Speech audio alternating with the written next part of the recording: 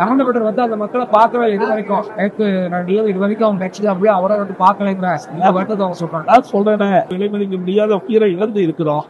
இந்த நேரத்துல ஒவ்வொருவரும் எந்த மனநிலையில் இருப்பார் என்று நமக்கு தெரியாது.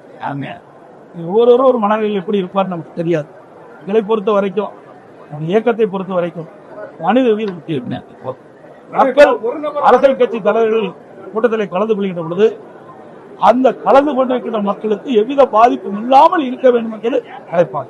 இனி எதிர்காலத்தில் இப்படிப்பட்ட நிகழ்வு ஏற்படக்கூடாது. அதைத்தான் நான் இன்னைக்கு சொல்லிட்டு இருக்கிறேன்.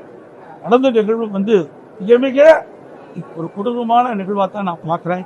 மிக மிக வேதனையான ஒரு அதிர்ச்சியான நிகழ்வாக தான் பார்க்குது. இன்றைக்கு நான் ஏற்கனவே குறிப்பிட்டதை போல இன்றைக்கு இதுவரை தமிழகத்திலும் சரி இந்தியாவிலும் சரி ஒரு அரசியல் கட்சி பொதுக்கூட்டத்தில் இவ்வளவு பேர் இறந்ததாக தெரியவில்லை. எனக்கு தெரிந்தவரை தெரியவில்லை. ஆக இது பல பேர் 39 பேர் இறந்திருக்காரு சொன்னால் சாதாரணமாக எடுத்துக்கொள்ள முடியாது.